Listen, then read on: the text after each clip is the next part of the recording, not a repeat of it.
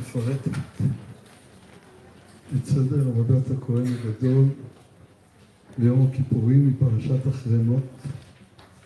אני רוצה לראות כמה פסוקים עם כמה שאלות בפרשה,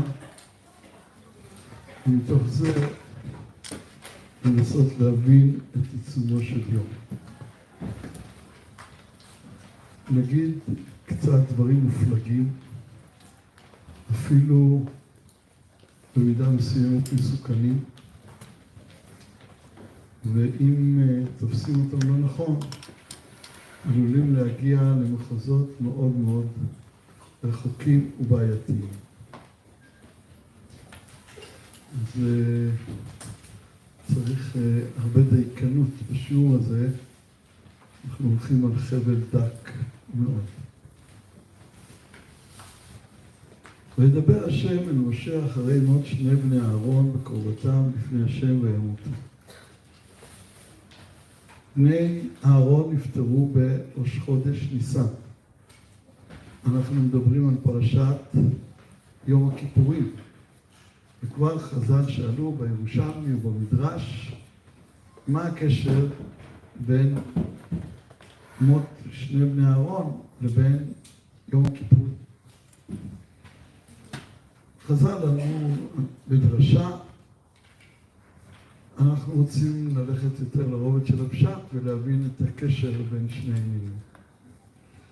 אולי זה יהיה פשט מופלג, עמוק, אבל נראה לי שהוא עולה קצת מהתוכן של הפשט. אז זו שאלה ראשונה על הקשר, נגיע אליה יותר מאוחר. שאלה שנייה, אחרי שאהרון מקריב את פר החטאת אשר לו, כפר בעדו ובעד ביתו, ולקח את שני השעירים והעמיד אותם לפני השם פתח אוהל מועד, עבודה מיוחדת במינה של יום הכיפורים, עבודת השעירים. ונתן אהרון על שני השעירים גורלות, גורל אחד להשם וגורל אחד לעזאזל. וכאן יש שאלה שרבים מתחבטים בה, ולבסוף נביא את פירוש הרמב"ן שמיישב את הדברים חזרה על יסודות הפשט, וגם מסביר את החכמים שלפניו. הבעיה היא שלכאורה יש פה מה שנקרא בפי הבלשנים תקבולת. מבחינה צלילית יש פה גורל אחד לה וגורל אחד לה, ויש פה השוואה לא רק בשתי מילים, גם באות המקדימה. ואז לכאורה אנחנו עלולים למצוא את עצמנו מבינים שיש שתי כתובות למעשי עבודת היום אצל ישראל. חלילה חלילה, כי זה עבודה זרה. לעבוד לעוד מישהו חוץ מלהשם יתברך. אז אם כן, מה התכוונה התורה כשהיא נתנה פה איזה השוואה, או לפחות רמז, ואולי יותר מכך להשוואה בין הכתובת הראשונה לשנייה. אונקלוס מתרגם גורל אחד לשם השם, וגורל אחד לעזאזל כשם מקום, לא ככתובת, אין שם דמות. ובזה נפתרה הבעיה הפשטנית, התוכנית, אבל זה משאיר אותנו עם צליל, שכאילו לא עומד לך. ולחזור גם לשאלה הזאת. והקריב אהרון את השעיר אשר עלה עליו הגורל השם ועשהו חטאת. והשעיר אשר עלה עליו הגורל לעזאזל, בואו נקרא את זה לאט לאט עם תשומת לב, כי פה יהיה הפתעה, אולי אפילו גדולה. והשעיר אשר עלה עליו הגורל לעזאזל, יעמד חי לפני השם, לכפר עליו. על מי? והשעיר אשר עלה עליו הגורל לעזאזל, יעמד חי לפני השם, לכפר עליו. על מי? על העזאזל? לא, הכהן הגדול שלקח את כל העבירות. הכהן הגדול לא כתוב פה, הכהן הגדול כתוב בפסוק ו', והקריב אהרון את פר החטאת אשר לו וכיפר בעדו. אז זה כנראה לא בא. כבר עברו 3 פסוקים. ובאמת אחר כך גם כתוב שהוא נושא את כל עוונות ישראל, ולא את עוונות הכהן הגדול. לכן קשה מאוד להגיד. שזה עבר אל הכהן הגדול, מהכהן הגדול לבינם. זה רעיון, אבל הוא מפליג מאוד ובונה כאן עוד מבנה שלא נמצא בפשט. אפשר לומר לעזאזל, וזה דבר תמוה מאוד. כנראה אפשר לומר על השעיר, וזה דבר תמוה מאוד. רש"י פותר את השאלה בדרך אחרת. הוא אומר לכפר, שיתוודה. כלומר, המילה כפרה יש לה 2 מובנים. מובן אחד זה להתוודות, גם נקרא לכפר. וגם לכפר, כמו שאנחנו מבינים, לנקות, לטהר. אז רש"י אומר, אז פשוט זה המובן השני. יש פה וידוי, אין פה תהליך של כפרה. הבאתי גם את רש"י בפסוק הבא, כדי לראות שרבי שמעון בעצמו אומר שיש 2 פירושים. וכיפר בעדו, זה הפסוק, לא הבאנו את הפסוק, אבל את רש"י. וידוי שני עליו ועל אחיו הכהנים, זה אחרי הוידוי הראשון בו', בפסוק ו', שזה וכיפר בעדו ועד ביתו, וכאן זה ועד כל אחיו הכהנים, שהם כולם קוראים ביתו, שנאמר בית אהרון ברכו את השם. אז כאן אומר וכיפר, שוב הוא מסביר שכיפר זה וידוי, הפעולה ולא התוצאה של כפרה. אבל מיד אחר כך הוא אומר מכאן שהכהנים מתכפרים פה, וכל כפרתן אינה על טומאת מקדש וקדושיו, כמו שנאמר וכיפר על הקודש וטומאות בני ישראל. אז ממילא רש"י מביא לנו מיד שכפרה זה כמו שאנחנו יודעים תמיד. מה זה יום הכיפורים? זה לא יום הווידויים, אלא יום הטהרה, כי ביום הזה יכפר עליכם לתאר אתכם בכל חטאותיכם לפני שם תתארו. אבל בגלל הקושייה בפסוק, אז רש"י נראה נוקט בדרך אחרת. והרשב"ם אומר, וכיפר בעדו התוודה עליו מיד, ומיד הוא אומר, ולפי הפשט, יביאנו בעזרה כאלה, הקריב אותו לכפרה. כלומר, לכפר מה זה? לתאר. ואם נלך לפי הפשט, וגם אם נאמר שיש פה כפל משמעות, אז כשיש כפל משמעות, התורה בחרה לנקוט, הרי יכלה להגיד להתוודה, בתוך הפרשה יש לא פעם להתוודה. אז למה היא לא כותבת להתוודה אלא וכיפר? בגלל שיש כפל משמעויות שרוצה להשמיע. יוצא שיש כאן גם, חוץ מהווידוי, לתאר מישהו. אבל את מי? עם ישראל לא כתוב כאן, וזה גם לא מתאר טומאת מקדש וקדושיו, אלא מכל חטאותם. בהמשך הפרשה מבואר. השעיר שמכפר על טומאת מקדש וקדושיו זה השעיר להשם. אז על פי התחביר יש פה עוד אפשרות אחת. מזעזעת, מטלטלת, אבל עוד אפשרות אחת. מה? מכפר על השם. האם מצינו דבר כזה? הגמרא במסכת חולין מפורסמת, כל החטאות של המועדות כתוב עליהן חטאת, חוץ משעיר של ראש חודש שכתוב עליו חטאת להשם, והגמרא אומרת שהקדוש ברוך הוא אמר, הביאו עליי כפרה, למה דווקא בראש חודש? שמיעטתי את הלבנה. אז יש דבר כזה שהכפרה היא כאילו כלפי מעלה. ובפשט כאן, אם המילה כפרה זה לתאר, אז את השעיר ודאי שלא, את הזלזל ודאי שלא. זה מה שנשאר לנו. וזה דבר תמוה מאוד. גם לזה נחזור. אני רוצה לחזור לשאלה השנייה ששאלנו, יהיה עוד שאלה רביעית. בסוף שאלנו למה בני אהרון קשורים, שאלנו על התקבולת בין גורל אחד לה וגורל אחד לה, שאלנו למי זה לכפר עליו. אז אם כן, מי זה גורל אחד לעזאזל? מביא הרמב"ן את רש"י למקום הקשה שבערים. כלומר, זה לא לכתובת, אלא למקום גיאוגרפי. ואף על פי שיש פה כאילו תקבולת, אבל באמת היא לא מגבילה. זה לכתובת, זה למקום. למקום הקשה של הערים. הוא מרחיב בזה. אבן עזרא מרחיב יותר, והרמב"ן מביא אותו. נדמה לי שרובכם לא תוכלו להבין מה כתוב כאן. אבן עזרא אומר שלא תוכלו, אני לא אכפת לי. אבל אבן עזרא אומר שלא תוכלו, אבל הרמב"ן אולי אחרי זה יעזור לנו. ורבי אברהם כתב, רבי אברהם זה אבן עזרא, אמר רב שמואל, זה אחד מן הגאונים, רב שמואל גאון, אף על פי שכתוב בשעיר החטאת שהוא לשם. וממילא אני מבין שגורל אחד לעזאזל זה לא להשם. אחרת היה כתוב, גורל אחד הקרבה בבית המקדש, וגורל אחד לעזאזל, ושניהם להשם. הוא אומר, אף על פי כן, אל תבין לא נכון, גם השעיר משתלח הוא להשם.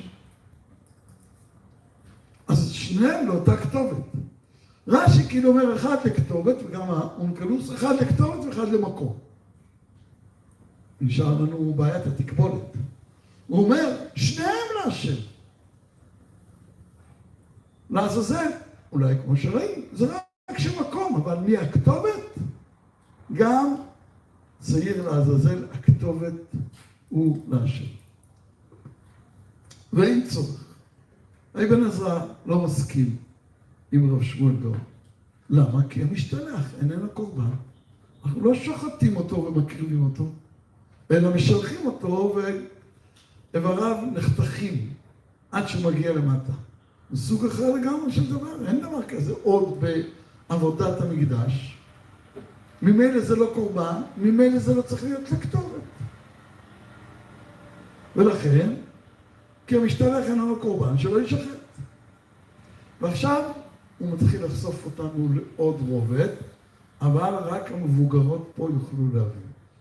ואם יכולת להבין הסוד שהוא אחר הכוונה, המשמעות של מילת עזאזל, תדע סודו וסד שמו, כי יש לו חברים במקרא, כלומר, יש עוד מקומות שמדובר על הדבר הזה, ואני אגלה לך קצת הסוד ברמז, בהיותך בן 33 תדענו. אז הוא גילה את הרמז, לא שמתם לב אולי, אבל רק שתגיעו לגיל 33 תבינו, אלה שבנות 33 בטח כבר הבינו מאליהן, אבל הן לא מגלות לנו. מוסיף הרמב"ן ואומר, והנה רבי אברהם נאמן רוח מכסה דבר. פסוק במשלי אומר, נאמן רוח מכסה דבר ואיש רכיל מגלה סוד. זאת אומרת, רבי אברהם, הוא הסתיר את זה. אבל אני, הרכיל מגלה סוד. יש דפוסים שכתוב עם י' ואיני הרכיל שמגלה סודו. למה? שכבר גילו אותו רבותינו ז"ל במקומות רבים. לפני שנמשיך נביא מה שהרמב"ן אומר, והפרשנים אומרים שאבן עזרא לא התכוון בכלל לחכות עד שתהיו בנות 33. אבן עזרא היה אומן המילים, והמשמעויות פעם אחת הגיע בעוניו לאיזה פונדק דרכים בדרך, וביקש ללון שמה, ורצו לגבות מחיר יקר, ולא היה בכיסו את המחיר. ואז הגיע אדם עשיר, ובעלת הבית ממנו קיבלה מחיר מלא, ונתנה לו אפילו עם צ'ופר, אז נתנה לו חדר יפה. ואז אבן עזרא אמר לה, אני אחוד לך חידה, אם תדעי אני הולך מפה, אם לא תדעי ותרצי שאני אגלה לך, זה יהיה התשלום שלי על החדר. באינטליגנציה הגבוהה, אז זה היה דבר בעל ערך. היא אמרה לו, בכבוד. ואז הוא שאל אותה כך, על מה, על מה, על מה, על מה? אמרת לנדוד, ולאחר לנדוד. יכול להיות שמשהו אנחנו קצת מבינים לבד, אבל היא לא הבינה עד הסוף. אני לא רואה על פניכם שמישהי כאן חושבת שהיא הבינה עד הסוף. אז אני אסביר לכם, לא בגלל שאני הבנתי, גם שהסבירו לי.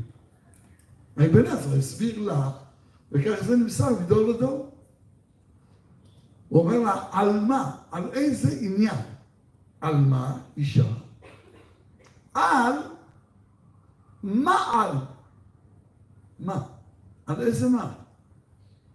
בגלל איזה מעשה? מה עשיתי לא בסדר?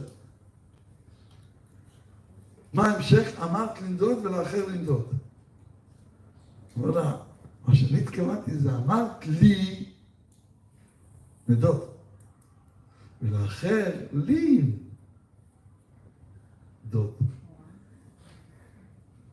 אותו הזמנת ללול, ולי אמרת, תלך מפה. אז הוא שאל אותה את החידה הזאת, ויש עוד כיוצא בזה מהאבן עזרא, אני מניח שבמקומות שכתוב על האבן עזרא תמצאו לא מעט כאלה, וגם אחד מהם נמצא פה בפירוש. לא כתוב פה בהיותך בן 33, אלא בהיותך בין. אם תבין 33 פסוקים הלאה, תלמד עוד 33 פסוקים, אז שם תמצא את החברים במקרא, ששם כתוב ולא יזבחו את זבחיהם, ולא יזבחו עוד את זבחיהם לשעירים אשר הם זובחים אותם. שזה איסור עבודה זרה. לשעירים שם אומר רש"י זה השדים או המלאכים, ומשם למדנו שאסור לזבוח למלאכים. אפילו שהם פעמיים בשנה, אסור להקים להם קורבנות. וזה מה שעומד מאחורי מילת העזאזל, ועדיין זה די עלום. והרמב"ן, הוא מגלה לנו את הסוד, שכבר גילו רבותינו, הוא רק מצטט בעצם, ואחרי זה גם מסביר, הסבר מופלא, רמב"ני, אין כדוגמתו. הרמב"ן זה עומק ופשט וגאונות מפליאים בבת אחת. והנה דוגמה. אמרו בבראשית רבה, ונשא השעיר עליו, זה עשיו שנאמר, אין עשיו אחי איש שעיר. את כל עוונותם, עוונות שנאמר, ויעקב איש תם. אז אם כן, מי זה השעיר? עשיו. הוא מפורש בזה בפרקי רבי אליעזר הגדול. לפיכך היו נותנים לו לסמ"ך מ'. סמ"ך מ' זה השם של השטן, כמו שהוא נקרא בפמל של מעלה. אנחנו אומרים מיכאל, אנחנו אומרים גבריאל, אנחנו לא אומרים את השם המלא של הסמ"ך מ', כי מסורת בישראל שעצם הקריאה בזה היא כבר מעוררת את הרע בעולם, ונמנעים להגיד את זה. במקום זה, המנהג להגיד, סמ"ך מ', עד שהרבה פעמים תראו כתוב, סמ"ך מ'. וזאת הכוונה. הוא השטן, הוא מלאך המוות, הוא יצר הרע. וכשהוא מלאך בשמיים, הוא נקרא בשם הזה, סמ"ך מ'. לפיכך הם נותנים לו לסמ"ך מ' שוחד ביום הכיפורים. מה זה השוחד הזה שהם נותנים לו? זה השעיר לעזאזל. וכבר אנחנו רואים פה, אם כן, יש פה כתובת. שעיר אחד להשם, יש כתובת, ושעיר אחד יש כתובת, אנחנו נותנים אותו למישהו, לא רק שמקום. היו נותנים לו לסמ"ך מ' שוחד ביום הכיפורים שלא לבטל את קורבנם, שנאמר גורל אחד להשם וגורל אחד לעזאזל. גורלו של הקדוש ברוך הוא לקורבן עולה, וגורלו של עזאזל, הסמ"ך מ' כתובת, מלאך, שעיר חטאת, וכל עוונותם של ישראל הרע. ובן עזרא אומר, תלך לשם, אסור להקריב למלאכים. וזה הסוד. ולמה אני לא מגלה לך? כי זה אסור. וכאן כאילו אומרים זה מה שעושים. אז בן עזרא השאיר את זה עלום. אבל אומר הרמב"ן, אתה יכול להעלים כמה שאתה רוצה, אבל אם חז"ל בפרק זה רבי אליעזר הכריעו שזה גלוי, זה גלוי. אבל הוא משבח את אבן עזרא על זה שהוא לא גילה את זה. אנחנו בדור שמגלים סודות, אז אנחנו לומדים את זה, ועוד נפליג הלאה גם כן. זה לא יהיה סוף הדרך, בעזרת השם. שנאמר ונשא השעיר עליו. ראה סמ"ם שלא נמצא בהם חטא ביום הכיפורים. אמר לפני הקדוש ברוך הוא, ריבון כל העולמים, יש לך עם אחד בארץ, כמלאכי השרת שבשמיים. מה מלאכי השרת יחפי רגל? כך עם ישראל יחפי רגל ביום הכיפורים. מה מלאכי השרת? אין בהם אכילה ושתייה, כך ישראל אין בהם אכילה ושתייה ביום הכיפורים. מה מלאכי השרת? אין להם קפיצה, כך ישראל עומדים על רגליהם ביום הכיפורים. מה מלאכי השרת? שלום מתווך ביניהם, כך אין ישראל שלום מתווך ביניהם ביום הכיפורים. הביקוש לתפילות יום הכיפורים השנה, מאלה שפועלים בעניין, עולה על שנים קודמות. אז מי שמספר לכם שאין שלום בישראל, ואלה שלא רגילים לבוא לבית הכנסת, הם פתאום נגדו, אז תדעו שהרוב בעדו יותר משנים קודמות. ואלה שעוסקים בקירוב אומרים שהצמאון בחודשים האחרונים יותר גדול, לא יותר קטן. יש פה איזו התבררות. לא צריך לספר. אבל יש גם צמאון יותר גדול, ובעזרת השם גם את זה אנחנו נראה. שלום מתווך ביניהם ביום כיפור. מה מלאכי השרת נקיים מכל חטא? ככה ישראל נקיים מכל חטא ביום הכיפור. את כל זה מי אומר? הסמ"ם. והקדוש ברוך הוא שומע עדותן של ישראל מן הקטגור שלהם, הוא מכפר על המזבח ועל המקדש ועל הכהנים ועל כל עם הקהל, שנאמר לכפר את מקדש הקודש וכו' לזה עד כאן אגדה זו. והנה, הודיעונו שמו ומעשהו. אז חז"ל הודיעו, לכן אני לא ארחיב. או, לכן אני ארחיב שמגלה סוד, כי כבר גילו את חז"ל. וזה הסוד העניין. כי היו עובדים לאלוהים אחרים, הם המלאכים. עובדי עבודה זרה עבדו למלאכים. העליונים, הקדמונים שבהם, היותר מופלגים שבהם, עבדו למלאכים. לא כמו תרח שעבד לעץ ואבן. עבדו למלאכים. אבל ציווה הקדוש ברוך הוא ביום הכיפורים, סליחה.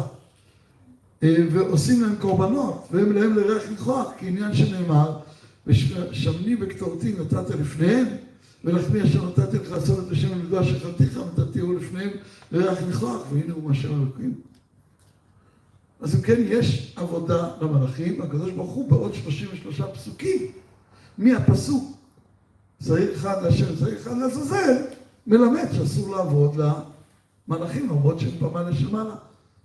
הרמב"ם בתחילת הלכות עבודה זרה אומר שכך זה התחיל, כל עבודה זרה התחילה. מזה שאמרו לקדוש ברוך הוא זה גדול מדי, מה פתאום נטריח אותו? בואו נעבוד למשרתם, והתחילו לעבוד למלאכים. זה היה הנפילה הראשונה, הצד הראשון לנפילה לפני עבודה זרה, והתורה אומרת גם זה עבודה זרה. והנה התורה אסרה לגמרי קבלת אלוהותם בכל עבודה להם. מזה היה פולמוסים גדולים על ברכוני לשלום, על מכניסי רחמים. הכניסו, שעכשיו שרים את זה ושרים את זה, אבל היה פולמוס גדול אם נאמר את זה או לא. אבל ציווה הקדוש ברוך הוא יום הכיפורים, שנשלח שעיר במדבר לשר המושל במקומות החורבן. יש עוד כובד. נשלח שעיר למי? לשר, הסמ"ם, השטן, המלאך המוות, השולט במקום החורבן. וכמובן, כרגע יש פה קושיה. הרגע אמרת שאסור, ואתה אומר, אבל הוא ציווה, איך זה מסתדר? עוד רגע הוא יסביר. והנה הראוי לו, והוא הראוי לו. כלומר, ראוי לשר של החורבן לקבל את השעיר הזה. למה? מפני שהוא בעליו, זה שלו. ומאצילות כוחו יבוא. מה הוא הגורם בעולם? מה הוא מסובב בעולם? אותו שר. חורב ושיממון, כי הוא העילה, הסיבה, לכוכבי החרב והדמים והמלחמות והמריבות והפצעים והמכות והפירוד והחורבן. הכלל, נפש, הדמות שעומדת בפני גלגל מאדים. גלגל מאדים זה גלגל שצבעו אדום בגלל שממנו נמשכים כל שפיכות הדמים. וחלקו מן האומות הוא עשיו, שהוא עם היורש החרב והמלחמות. ומן הבהמות השעירים והעזים, ובחלקו עוד השדים. הנקראים הזיקים בלשון רבותינו, ובלשון הכתוב, בעוד 33 פסוקים, בהיותך בין 33, שעירים. כי כן יקרא הוא ואומתו ומלאכיו וכוחותיו הרוחניים העליונים שעיר. האומה נקראת שעיר, הבהמה נקראת שעיר, הוא נקרא שעיר, המלאכים נקראים שעירים. זה שמו. ואין הכוונה בשעיר המשתלח שיהיה קורבן מאיתנו אליו חלילה. עכשיו הוא חוזר לאבן עזרא. צודק אבן עזרא, זה לא קורבן, חס ושלום. אבל שתהיה כוונתנו לעשות רצון בוראנו שציוונו כך. הקדוש ברוך הוא ציווה אותנו. אז אנחנו עושים. אז רגע, זה מותר או אסור? זה מצווה או עבודה זרה? וכאן הרמב"ן אומר, משל נפלא, מאיר עיניים עמוק, פשט וגאוני. והמשל בזה, כמי שעשה סעודה לאדון, הזמין את זה, אדון נכבד, המלך. מגיע המלך לסעודה, וציווה האדון את האיש העושה הסעודה, תן מנה אחת לעבדי פלוני. היה שם איזה עבד פרא אדם, שעלול לקלקל את כל הסעודה, ולכן המלך אומר למארח, תן לו מנה, יהיה עסוק בלאכול ולא יקלקל לנו. זה השוחד שדיברנו קודם. שאין העושה סעודה נותן כלום לעבד ההוא, ולא לכבודו של אותו עבד יעשה עמו. הוא לא הכתובת שלו, אלא רק הכל נתן לאדון. הוא נותן הכל למלך. והמלך, האדון נותן פרס לעבדו. והוא רק השליח, שמעביר את זה. אבל הוא לא הנותן. הנותן זה המלך. ושמר זה מצוותו, ועשה לכבוד האדון כל אשר ציווהו. אז הוא עושה רצון המלך, אבל הוא לא נותן, אסור לתת לעבד. אבל המלך אומר לו, אני אתן לו, תיתן לו בשמי, אתה השליח.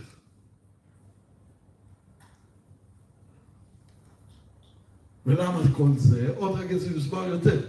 ולמה כל זה? ואומנם האדון לחמלתו על בעל הסעודה, רצה שיהיו כל עבדיו נהנים ממנה, שיספר בשבחו ולא בגנותו. כל שאר העבדים, תיתן להם, לא תיתן להם, הם נאמנים למלך, המלך רוצה לכבד את המארח, הם יכבדו אותו גם כן. אבל העבד הרשע הזה, אם אתה לא תיתן לו שוחד, אם לא תיתן לו מה לאכול, הוא יגנה אותך. תן לו והוא ישלח אותך. אז האדון עושה את זה בשביל המארח. המארח עושה את זה רק כשליח של האדון. ועכשיו תראו איזה גאונות נפלאה. וזה טעם הגורלות. אין לנו בכל עבודת המקדש גורלות מדאורייתא. יש פייס בין הכהנים מדרבנן. אבל אין לנו עבודה מדאורייתא חוץ בשני השעירים של יום הכיפורים. למה? כאילו היה הכהן מקדיש אותם בפה להשם ולעזאזל, כמו הוא היה מפיל גורל, או במקום להפיל גורל, הוא היה לוקח שני שעירים, הוא אומר, זה להשם, זה לעזאזל. אז יוצא שמי נתן את זה לעזאזל? הוא! זה אסור. אי אפשר לעשות ככה. לכן, אז אם הוא היה עושה את זה, היה כעובד אליו, אל העזאזל, ונותר לשמו. אבל, הוא לא עשה ככה. היה מעמיד אותם לפני השם פתח אוהל מועד. בואו נראה חזרה את הפסוקים. פסוק ז' ולקח את שני השעירים והעמיד אותם לפני השם פתח אוהל מועד. הוא אומר, למה הוא העמיד אותם פתח השם? הוא אומר, אני נותן לך. אתה המלך, אני נותן לך את כל המנות. זה שלך. לפני השם. כי שניהם מתנה להשם.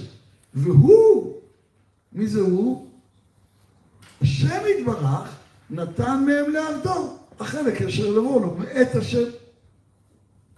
אז הוא מעמיד את זה לפני השם, הוא אומר, אני נותן לך את שניהם. והקדוש ברוך הוא נותן לסמ"ם. איך הוא נותן לו? הוא הפיל להם לגורל, הכהן הפיל את הגורל, וידו של הקדוש ברוך הוא חלק להם, כעניין שנאמר בפסוק, בחק יוטל את הגורל, בחלקו של מי שמטיל את הגורל. יש תנועה כזאת שעושים ככה, זה נקרא בחק יוטל על גורל, הוא מאשם כל משפטו. אבל מה התוצאה? מי שמטיל את הגורל זה לא בידיו, הוא בעצם מסר את השרביט, הוא מאשם כל משפטו. אז אם הטלתי גורל, אז מי זה שהכריע שהשעיר הזה לעזאזל? השם, אז הוא נתן, לא אני. וגם אחרי הגורל היה מעמידו לפני השם. זה הפסוק י' והשעיר אשר עלה עליו הגורל לעזאזל, עומד חי לפני השם. למה? לומר שהוא שלו. ואין אנחנו מכוונים בשילוחו אלא לרצון להשם. אנחנו שליחים, אבל לא אנחנו הנותנים. כמו שאמרנו, עומד חי לפני השם לכפר עליו ושלח אותו, ולכן לא נשחוט אותו אנחנו כלל. בתרגום אונקלוס נשמע השם ולעזאזל. האחד לשם השם ולא לא, כי השם לא צריך את זה, זה רק לשמו, ושני לעזאזל ולא לשמו של עזאזל, אלא אני רק השליח. זה הקדוש ברוך הוא בכלל נותן. אז הוא מחזק חזרה את דברי האונקלוס, ובעצם גם אולי ניישב את דברי רבי שמואל גאון, אבל אנחנו רוצים להפליג ולא לעשות בכל השאלות הפרשניות האלה בלבד. עכשיו אני רוצה להוסיף שאלה רביעית, בשביל להבין את כל זה. תשובה זה דבר מופלא מאוד. והרבי שמסביר לנו עד כמה מופלא זה עניין התשובה, הוא רבי אלעזר בן דורדיה. רבי אלעזר בן דורדיה היה רודף אחרי עבירות, היה נוסע לכל איי הים לרדוף אחרי עבירות. וביום האחרון לחייו, משהו עורר אותו בתשובה, הוא מנסה שהשמיים יבקשו רחמים לארץ. בסוף הוא שם בתשובה, ויוצאת נפשו מרוב תשובה, יוצאת בת קול ואומרת, אשריך רבי אלעזר בן דורדיה, שאתה מזומן לחיי העולם הבא. יצא אדם, כל ימיו היה רודף. לא יושב בבית ומדי פעם בא לו איזה עבירה הוא היה עושה. הוא היה עסוק ולרדוף אחרי עבירות כל ימי חייו. וביום האחרון עשה תשובה, הוא נקרא רבי. ויש לו חלק לעולם הבא.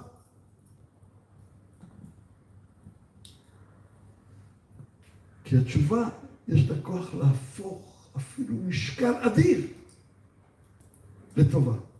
איך היא עושה את זה? זה פלא שאנחנו לא נעסוק בו היום בכלל. אבל לפחות יש במה לאחוז בחרטה. בהתהפכות של האדם. הוא לא אותו אחד. אז ממילא גם כל מה שהוא סוחב על גבו כבר לא נמצא. יש את הרושם שזה יצר באדם. אבל החרטה מתקנת. אני אמרתי זה פלא ואנחנו עכשיו לא באים להסביר את הפלא הזה. אבל לפחות יש פה איזה אירוע של חרטה, של שינוי. אבל יום הכיפורים אין שום אירוע. יש מחלוקת. האם יום הכיפורים מכפר רק על מי שעושה תשובה, או אפילו על מי שלא עושה תשובה? רבי סובר שיום הכיפורים מכפר גם על מי שלא עושה תשובה. שזה ודאי מופלג מאוד. פתאום מגיע יום, פשוט הכל מתכפר. אתה עושה תשובה, לא עושה תשובה. אבל גם חכמים שסוברים שצריך תשובה, לא התשובה מכפרת. התשובה גורמת שאני לא אתנתק מיום הכיפורים. מי שמכפר זה עיצומו של יום. כמו שהתורה אומרת, כי ביום הזה, זה מה שנחזור הכי הרבה פעמים ביום הכיפורים, כי ביום הזה יכפר עליכם, לתאר אתכם מכל חטאתכם. לפני יש יום כזה. אבל מה פתאום? ביום הזה פתאום הכל מתכפר, מה קורה פה? אחד שלא חזר בתשובה, ואפילו אם אתה אומר שתשובה, בגלל שאם אומרים לך, תשמע, אני נותן לך מתנה, אני מכפר את כל ההבנות שלך. הוא אומר, לא, אני רוצה את ההבנות. בסדר, אז אתה לא רוצה לקבל את הכפרה, לא חייב. אז חכמים אומרים, מי שלא שב בתשובה, הוא לא רוצה לקבל את הכפרה, הוא מזדהה עם ההבנות שלו. בסדר, אז לא. רבי אמר, זה לא משנה אם הוא רוצה או לא רוצה. הוא מתכפר לו גם אם הוא לא רוצה. אז השאלה, מה קורה פה? הוא לא עבר שום תהליך. גם לדעת חכמים הוא לא עבר תהליך כדי להתכפר, אלא רק כדי להגיד, אני רוצה את הכפרה. וזה מה שנפסק בשולחן ערוך. שיום הכיפורים מכפר למי שלא כופר בכפרתו. אם אתה מאמין שהוא מכפר, הוא מספיק. אל תמציא את עצמך מהטור הזה של יום הכיפורים. וחזרת השאלה, אז מה פתאום יש דבר כזה שיום כיפורים מכפר?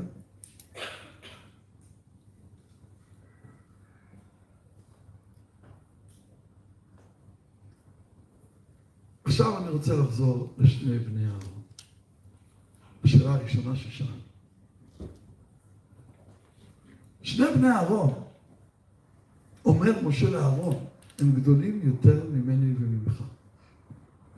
שכשהקדוש ברוך הוא ציווה עליו לבנות את המשכן, משה אומר לו שתי מילים, הוא אמר לי, בקרוביי אקדש.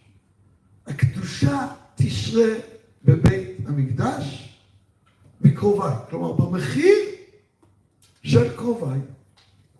משה רבנו אומר לאהרון, אני חשבתי מי זה קרוביי של מקום, או אני או אתה. ועכשיו אני רואה שהם גדולים ממני וממך, זה הם, זה לא אנחנו.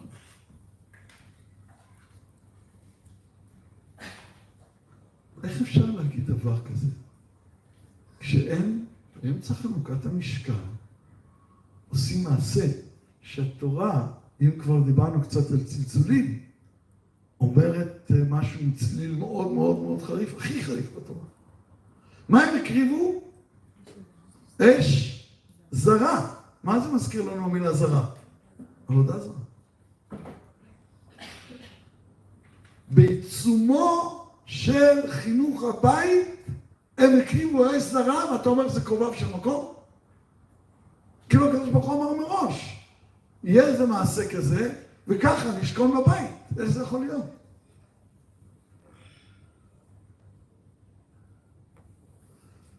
אני רוצה להציע פירוש מרחיק לכת, ולחזור על מה שאמרתי בהתחלה.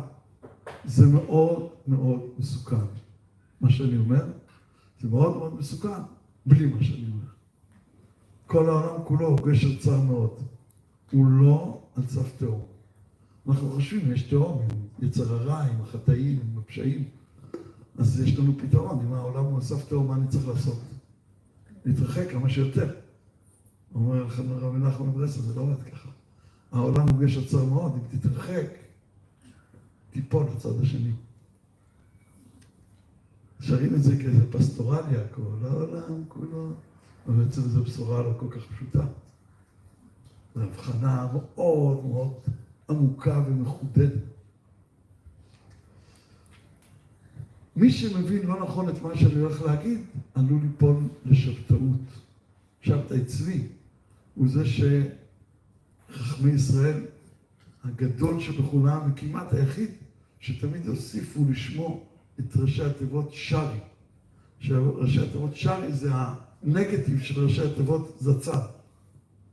פסוק אומר במשלי, זכר צדיק לברכה ושם רשעים ירכב. וכשגדולי ישראל היו מדברים על שבתאי צבי, אפילו לא אומרים שבתאי צבי כמו הסמ"ם, והוא כותבים שץ שרי. שץ שם רשעים ירכב.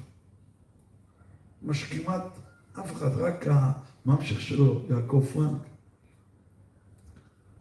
משיחי השקר, עליהם כתבו שם רשעים ירכב. והיו עוד קצת, אבל לא שכולם ככה. אין יותר משעת שרי, נדמה לי. שמרו עליו שם. ואנחנו עלולים ליפול בתהום הזאת. ומצד שני, לנדב ואביהו יש טענה עצומה, שאנחנו מסתכלים וליפול לצד השני. וזה הסוד שבקרובה יקדש. אתה בונה משכן, אתה אומר פה שורה שכינה, רק פה מקריבים את הקורבנות, רק מפה מתפללים, והתפללו לך דרך ארצם, דרך הבית הזה. מה יוצא? שאלוקים נמצא פה. וממוצא דבר אתה למד שבמקומות אחרים הוא, מותר להגיד דבר כזה? זה ההפך של השבתאות. זה הצד השני של הגשר הצרמון.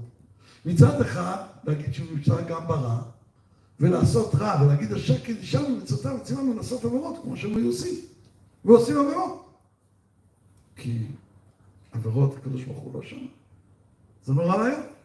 מצד שני, להגיד שיש משהו חוץ ממנו, על זה אנחנו כל יום מבססים את אמונתנו. ברוך אתה השם אלוקינו מלך העולם. יוצר אור ובורא חושך. עושה שלום ובורא את הכל. אנחנו יודעים שבפסוק בישעיהו בעצם כתוב ובורא רע. אז הוא מקור הטוב ומקור הרע. אין מקור אחר. הוא אחד יחיד. אין בלתו. אז אם אתה עושה מקדש, במשתמע, אתה בעצם הולך לאל הפרסי, שיש האל הטוב והאל הרע. האל שבמקדש, והאחר שבשאר המקומות. ובואו, יש לנו מעט זמן, נשמור שאלות לסוף, מחילה. זה עניין עמוק ומופלא. לכן, צריך אנשים שיש להם אחיזה במקום של יוצר אור ובורא חושך, עושה שלום ובורא רע, שלמעלה מכל ההדרגה הזאת של טוב ורע, שיגלו שגם האש הזרה היא חלק מהקודש. ואם לא, זה לא מקדש. בקרובי אקדש, זאת הקדושה.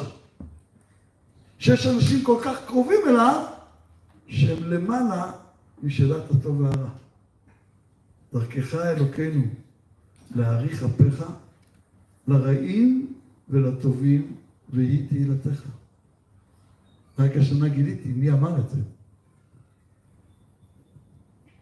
זה שסדר העבודה שלנו נוסח ספרד, אתה כוננת עולם מראש, הוא חיבר אותו. הוא היה בסוף דור הסבוראים לפני הגאונים, משהו שם נקרא יוסי בן יוסי, הכהן. לפעמים היה נקרא הכהן הגדול, למרות שלא היה כהן גדול אז, ובגלל שהוא כנראה היה בגדולי הדור, אז הוא נקרא יוסי בן יוסי הכהן הגדול, והוא תיקן גם את סדר העבודה של יום כיפורים, וגם את המשפט שאנחנו רואים אשכנזים בליל יום כיפורים, דרכך אלוקינו להאריך אפיך לרעים ולטובים והיא תהילתך. למה זה קשור ליום הכיפורים? כי אם הכל ממך, אז זה מקום שאתה בעצם מבטל את ההדרגה בין טוב לרע.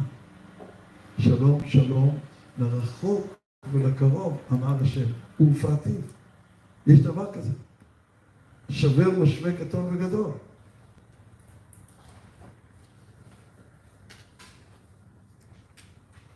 אומרים נדב ואביהו, בעצם מעשיהם, אי אפשר להשראת שכינה כשהחוץ נשאר בחוץ. חייבים לגלות שהוא גם חלק מהקודש. אלא, מסביר הרב במאמרי הראייה, שאדם רגיל שעושה את זה, זה עבירה נוראית. שבתאות. ונדב ואביהו, הם היו למעלה ממשה ואהרון. משה זה עשה ולא תעשה. הוא מורה את האור האלוקי לעולם שיש בו טוב ורע. עשה טוב ואל תעשה רע. זה כל תורת משה. אבל יש כאלה שהם למעלה מתורת משה. והם לפני החלוקה בין טוב ורע. והם מגלים שהקודש הוא מכוון למי? שהוא למעלה מהשניות הזאת. אתה לא אומר שהוא רק הטוב, למרות שאנחנו מקל הטוב. ואתה לא אומר שהוא רק במשכן, למרות שאנחנו עובדים אותו פה. אבל זה רק איזה ענף. שורש יותר עליון מגלה שהוא אחד. השם אחד ושמו אחד והכל שלו, ואין בלתו. זה חייב להיות יסוד הקודש. ולכן קרובה יקדש על ידי נדב ואביהו. עכשיו נחזור לשאלה הראשונה שלנו. אז למה ביום הכיפורים אנחנו פותחים את סדר העבודה עם דמותם של נדב ואביהו? כי כל השנה יש טוב ורע. מי שעשה רע, יש לו עונש. מי שעשה טוב, יש לו שכר. פתאום מגיע יום אחד, הוא מכפר על כולם. כיפה זה אומר, זה יכפר לכם, מתאר אתכם, מה כתוב שמה? מכל חטאותיכם, אין, מכל חטאותיכם. אז אם כן, יש פה השוויה, שגם הכי רשעים עכשיו נמחא להם הכל. למה? כי ביום הכיפורים אנחנו נוגעים במדרגה של נדב ואביהו. אלה, שנדב ואביהו מכניסים אש זרה מהחוץ פנימה. זה אסור לעולמים. זה רק ביום הראשון, רק נדב ואביהו שגדולים כמו שלנו. אבל איך זה נמשך באהרון וכל משפחתם של נדב ואביהו? ואהרון ואלעזר וכל ממשיכי דרכם, שאנחנו לוקחים מן הקודש אל החוץ. להביא מהחוץ פנימה, זה להגיד שאני הולך אל החוץ ושייך אותו לקודש. זה אין יותר, זה פעם אחת. אבל להגיד שהקודש הוא נותן חיים גם לכל מה שבחוץ, זה יום הכיפורים. זה הכוונה בשעיר, כאילו? זה השעיר. אני לוקח משהו מהכי הכי פנימה, ושולח אותו הכי הכי החוצה. לומר שכל החוץ, וגם מקום החורבה, וגם הסמ"ם. הסמ"ם יש לו סיומת, כמו למיכאל, לגבריאל, ואוריאל, יש לו גם סמ"ם, כן. אז גם הוא חלק עכשיו אנחנו מגלים את הסוד של יום הכיפורים. כשאנחנו עושים מצווה, אז תמיד אנחנו אומרים תודה להשם על זה שהוא זיכה אותנו במצווה.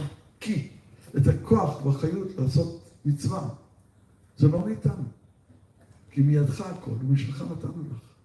כשאני נותן צדקה, מאיפה הגיע אליי הכסף? לך הכסף, לך הזהב. אתה נתת לי ונתתי צדקה, אז של מי נתתי? שלך נתתי.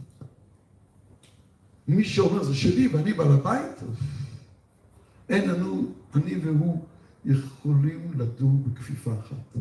זה גס רוח. שחושב שהוא בעל הבית על הכסף שלו. כאילו הקדוש ברוך הוא לא היה צריך לדאוג לו, הוא לבד, יש לו כסף. אין דבר כזה. כי מידך הכל, ומשלך נתן לך. כל מצווה, זה אתה נתת לי את הכוח לעשות לי. אז אני מודה לך על כל מה שזיכית אותי לעשות טוב. נפלא מאוד. אבל עכשיו שאלה. וכשאני עושה רע,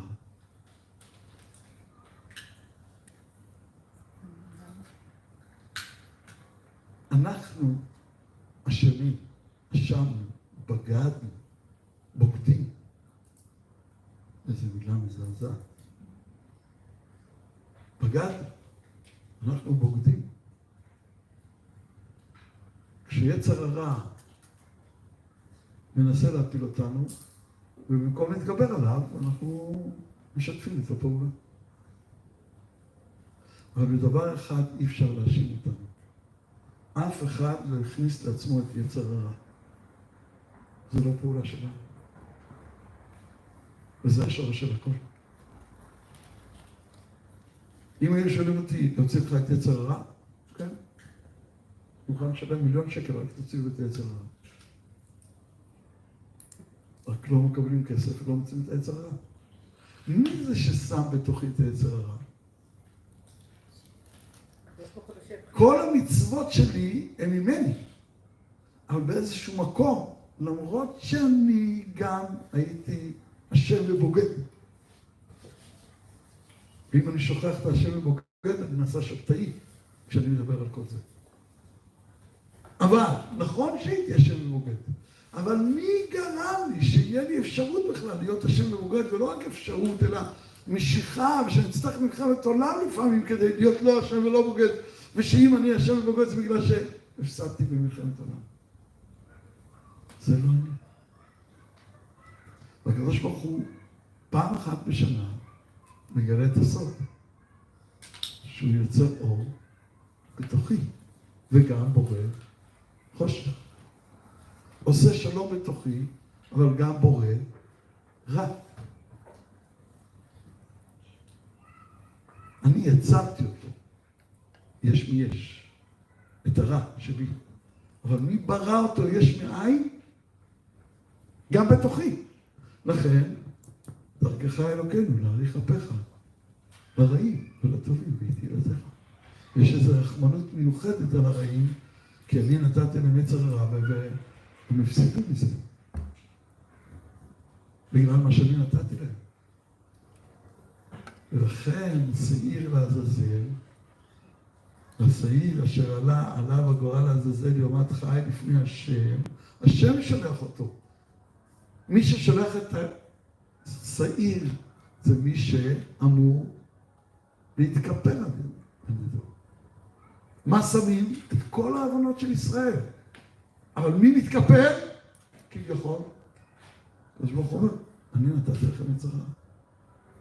ופעם אחת בשנה יש מקום לדבר על הסוד הזה. אני נתתי לכם את היצר הרע. אני גם בחוץ. אני גם החורבן. אני גם השטן. אני גם זה שמחיה את מלאך המוות, את היצר הרע, את הסמך. ואם לא, אתה כופר. יש שם צר מאוד. כפירה מצד זה, שבתאות מצד זה, ויום הכיפורים, גשר צר מאוד, והעיקר לא להתפחד. הקדוש ברוך הוא נטע בנו ישרות שמאפשרת לנו ללכת, לא ליפול, לא לכפירה, ולא לשבתאות. ולומר, אנחנו אשמנו ובגדנו. אנחנו לא מתכחשים. אנחנו גם לא מתכחשים שאת היצר הרע אנחנו לא הבאנו לעולם. אנחנו לא יזמנו אותו יש מאין. אנחנו נכנענו בפניו. ואם אתה עוקר את היש מאין שלו, הכל נופל. ולכן יום הכיפורים מכפר. ואפילו מי שלא עשה תשובה. כי מי שלא עשה תשובה, עם מה הוא עובד עכשיו בשביל להיות דבוק בעבירה ולא בתשובה? עם היצר הרע שלו. ואת היצר הרע הוא נכנס טוב. אז הוא מכפר לו, מי שלא עשה תשובה. רק שאם הוא כופר בזה, אז הוא אומר, קיבלתי מתנה. שקדוש ברוך הוא אומר, אני נתתי לך את זה. הוא אומר, לא רוצה את המתנה שלך. חכמים אומר, אתה לא רוצה. בסדר, אתה לא חייב. רבי אומר, מה זה עוזר? זה שאתה אומר לי שאתה לא רוצה, זה מה שאני נתתי לך. זה יצר הרע. זה המחלוקה. ובאמת, ברור ששניהם צודקים. אין שום ספק שמצד אחד, מי שאומר, אני לא רוצה, זה בעצמו, בגלל היצר הרע שהקדוש ברוך הוא נתן לו. מצד שני, לפעול כרגע, הוא לא רוצה. שניהם אלה. אם כן, כל עומק יום הכיפורים, שהוא ההמשך של כל הצבת הקודש העליון האמיתי, שהוא לא בוחר רק באל הטוב, אלא באל של הכל, שאין עוד מלבדו. של יוצר אור ובורא חושך, עושה שלום ובורא רע. הכל מתחיל מנדב ועד אביהו. כך שורה שכינה בישראל. היא שורה פה מתוך זה שהיא מלכותו בכל משל. ולא מתוך זה שהוא פה. חס ושלום. ואת זה אנחנו ממשיכים כל שנה מחדש. בעבודת יום הכיפורים. ואנחנו רואים שעיר אחד להשם, יוצר אור. ושעיר אחד לעזאזל, הוא בורא חושך. עושה שלום, הוא בורא רע. שלום, דרך אגב, זה שמו של הקדוש ברוך הוא שכל הזמן דיברנו עליו. משמו של השם. עושה שלום, הוא בורא רע. הכל זה הוא. אלא, שכאן אנחנו צריכים זהירות מרובה מאוד. לנו אסור לעשות רע בשום פנים ואופן. ובוודאי לא להיות קשור למלאך שהוא השורש של כל הרע בעולם. חס ושלום. ולעבוד אותו ולפרנס אותו. חס ושלום. לכן אנחנו לוקחים את שני השעירים ושמים לפני השם. זה לא אנחנו. אם נעשה את זה, נפלנו בשבתאות מיד. אחד שאומר, אני עושה רע. אני עושה עבירה, למה?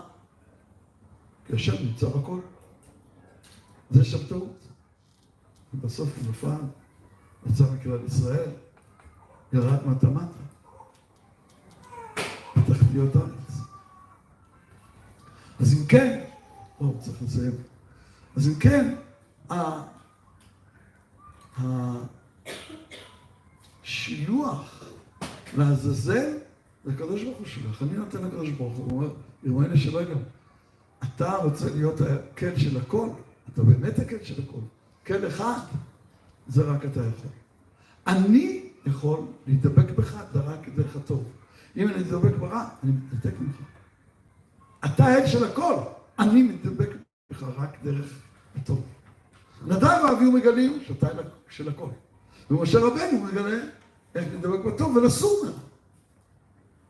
ולכן אני לא יכול לתת את זה. אני נותן לך. רק אתה אומר לי, כולם. ובזה בעצם אתה מחפר כאילו על עצם זה שיש בי יצר הרע. מחפר עליו. כל ההבנות שלי זה רק ענפים. השורש הוא שאתה נתת בי יצר הרע. ולכן בנקודת המבט הזאת שאסור להיות בה, אפשר ללמוד עליה, אבל אסור להיות בה 364 ימים של ימות השנה. חז"ל אומרים בגימטריה השטן. רק יום אחד. אתה יכול להיות במקום הזה, זה יום הכיפורים. ואז אתה צריך להיות כמו מלאך בשמיים, שאין לו טוב ורע. הוא בלי נעליים, הוא לא אוכל ושותה, הוא לא שייך לכל העולם הזה. יש לו שלום, הכל מאיר אצלו. כשאתה מגיע למדרגה הזאת, אתה יכול לטעום טיפה משיפולי גלימתם של נדב ואביהו. יהי רצון שנזכה, שהקדוש ברוך הוא יכפר לכל הבנות בני ישראל, וגם לאלה שלא שווים בתשובה, כי הם לא יודעים, ואולי עליהם אנחנו צריכים להתפלל עוד יותר, ודווקא בשנה הזאת אנחנו צריכים להתפלל עליהם בעיקר, כמו שהרבי יוסי בן יוסי הקדים, דרכך אלוקינו להאריך אפיך לרעים, ורק אחר כך לטובים. וממילא שתיגזר עלינו שנה טובה ומתוקה, גמר חתימה טובה לכל ישראל אמן.